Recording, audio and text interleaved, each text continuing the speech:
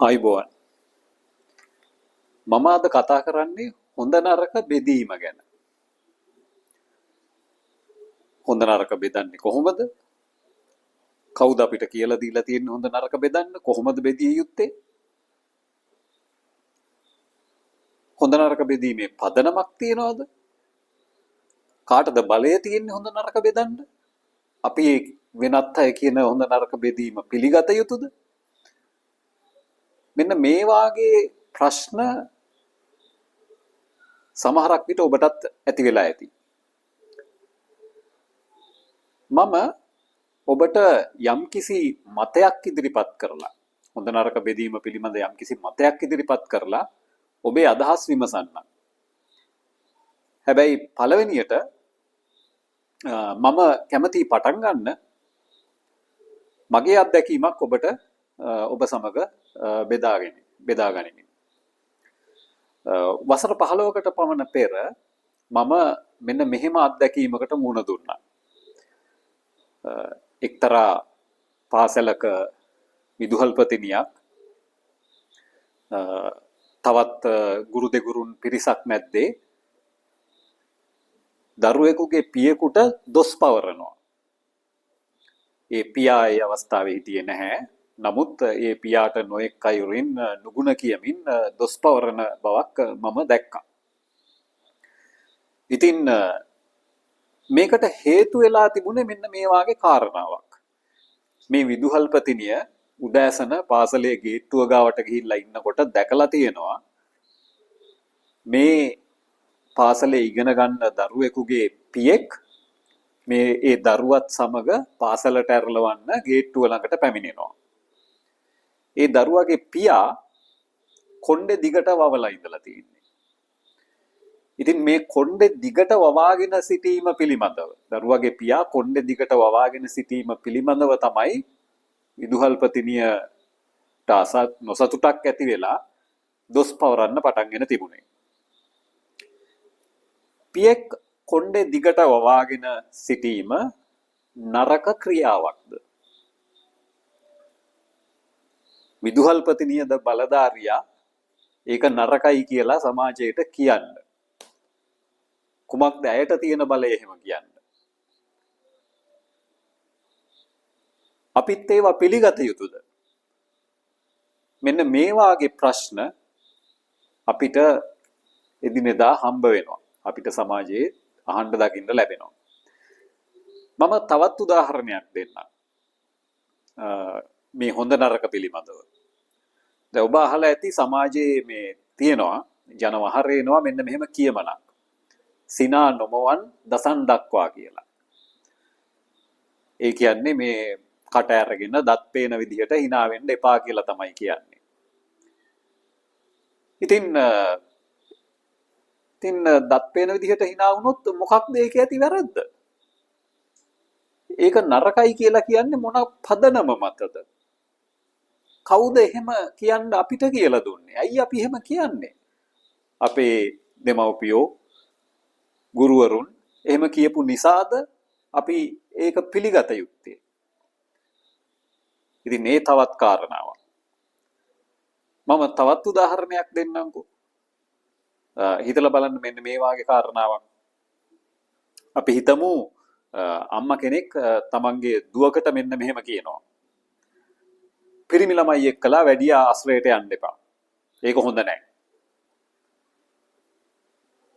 එහෙම කිව්වොත් එහෙම මොකක්ද තියෙන පදනම අන්න ඒ කාරණාවට? ගැහැණු ළමයෙක් පිරිමි ළමයි සමග ඇසුරු කරන එක හොඳ නෑය කියලා කියන්න. වැඩි ඇසුරු කරන එක හොඳ නෑය කියලා කියන්න තියෙන පදනම මොකක්ද? ඒක නරක ක්‍රියාවක් කියලා බෙදන්නේ කොහොමද? හොඳ ක්‍රියාවක් නෙවෙයි ඒක නරක ක්‍රියාවක් කියලා කියන්නේ මොන පදනම මතද? ඒක නිවැරදිද? ඉතින් මේ වාගේ මේ හොඳ නරක බෙදා ගැනීම සමාජයේ බහුල වශයෙන් තිබෙනවා. සමහර විට ඔබත් මමත් මේ ආකාරයට බෙදාගෙන ක්‍රියා කරනවා වෙන්න පුළුවන්.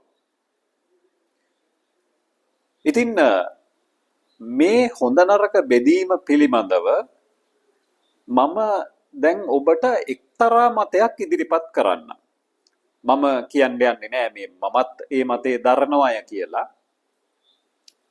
අපි හිතමුකෝ සමාජයේ එක්තරා පුද්ගලයෙක් දරන මතයක් කියලා මේක. ඉතින් මම ඒක ඒ පුද්ගලයා හිතන ආකාරයට මම විස්තර කරන්න.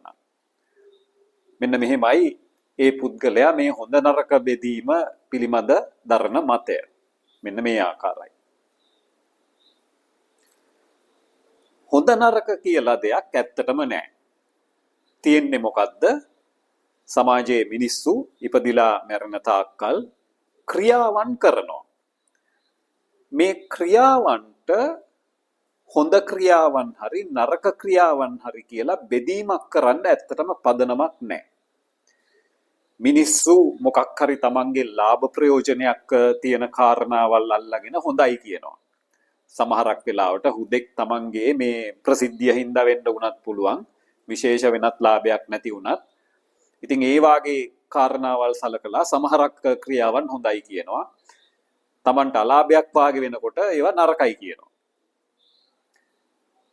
ඉතින් මේ හින්දා තමයි ඇත්තටම සමහරක් වෙලාවට මේ එක පුද්ගලයෙක් හොඳයි කියන දේ තවත් පුද්ගලයෙක් නරකයි කියලා දකින්නේ.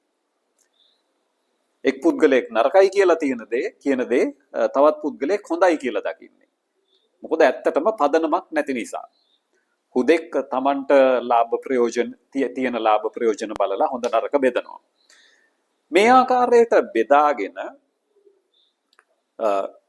අනිත් අයටත් තමන්ගේ මේ බෙදීමේ මතය ප්‍රකාශ කර සිටිනවා. අනිත් අයවත් ඒ මතය පිළිගන්න අනිත් අයටත් ඒක දැනුම් දෙනවා. ඒ අයවත් ඒත්තු ගන්නනවා ඒ මතය පිළිගන්න. ඉතින් සමාජයේ ඇත්තටම එක් පරම්පරාවක් තවත් පරම්පරාවකට මේ වාගේ බෙදාගත්ත කාරණා හොඳ නරක කියලා දැනුම් දෙනවා. ඒ පරම්පරාව තමන්ගේ දූ දරුවන් වන ඊළඟ පරම්පරාවටත් මෙහෙම මේ මතය ගෙනියනවා. ඇත්තටම බැලුවොත් එහෙම හොඳ නරක කියලා බෙදීමක් නැහැ. උදෙක් කරලා තියෙන්නේ යම් පිරිසක් විසින් ගොඩනගාගත්තු මතවාදයක්, පදනමක් නැති මතවාදයක් සමාජය තුල ගෙනියෑම පමණයි. මේ හොඳ නරක කියන කාරණාව ඇත්තටම නෑය කියලා දැක්කොත් ඒ පුද්ගලයා සමාජයේ නුවණැති බවක් ඇති කරගෙන සමාජය පිළිබඳ යම්කිසි බුද්ධිමත් භාවයක් ඇති කරගෙන සමාජයේ අන් පුද්ගලයින්ට වඩා නිදහස් ස්වරූපයක් ළඟා කරගන්නවා.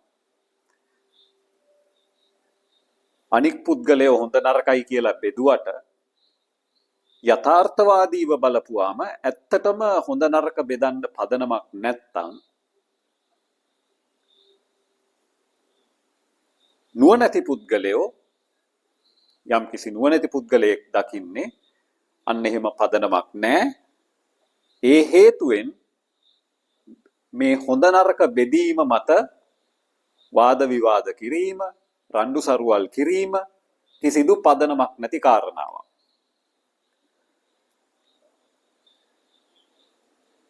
හොඳ නරක බෙදනවා කියන කාරණාව ඇත්තටම හටගන්නේ මිනිස්සුන්ගේ සාපේක්ෂ චින්තනය. වෙනත් ආකාරයකට කිව්වොත් අනුවණකම නිසා. එහෙම නැතුව ඇත්තටම හොඳ නරක කියලා බෙදන්න බෑ. ඒ බෙදන්න බැරි බව දන්න පුද්ගලයා මේ හොඳයි කියන දේවත් පිළිගැනීමවත් නරකයි කියලා කියන දේ පිළිගැනීමවත් කරන්නේ උපේක්ෂා සහගතව ජීවත් වෙනවා. ඒ පුද්ගලයන් ඒ ආකාරයට සමාජයේ අනික් පුද්ගලයින් හොඳ නරක බෙදාගෙන රණ්ඩු සරුවල් වුණාට ඇලීම් ගැටීම් ඇති කරගත්තට අන්න ඒ ස්වභාවයන්ගෙන් මිදිලා ජීවත් වෙනවා. අන්න ඒ ආකාරයට හොඳ නරක නෑයි කියලා දකින පුද්ගලයා තමයි සැබෑ නිදහසක් ජීවිතයේ භුක්ති විඳින්නේ. ඒක තමයි ඇත්තටම යථාර්ථය, සමාජයේ යථාර්ථය. අන්න ඒක තේරුම් ගැනීම තමයි අන් අයත් ඇත්තටම කරනවා නම් කළ යුත්තේ. ඒ ආකාරයට තමන්ගේ නිදහස ලබා ගන්න පුළුවන්. ඉතින් මං දැන් ඔය කිව්වේ මේ මම දරන මතය නෙමෙයි.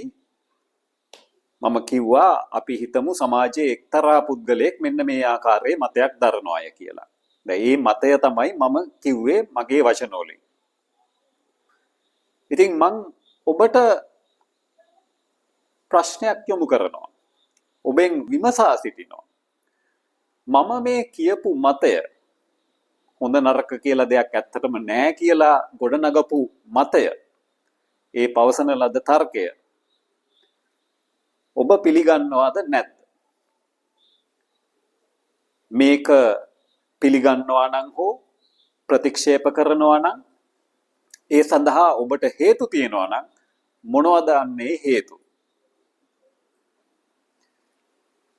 ඒ පිළිබඳව එම හේතු පිළිබඳව ඔබේ මතය ඒ බෙදීම නිවැරදිද වැරදිද කියන කාරණාවන්ට හේතුත් සමග ඔබේ අදහස් දක්වන්න. අපි මේ පිළිබඳව වැඩිදුරටත් ඉදිරියේදී කතා කරමු. ස්තුතියි.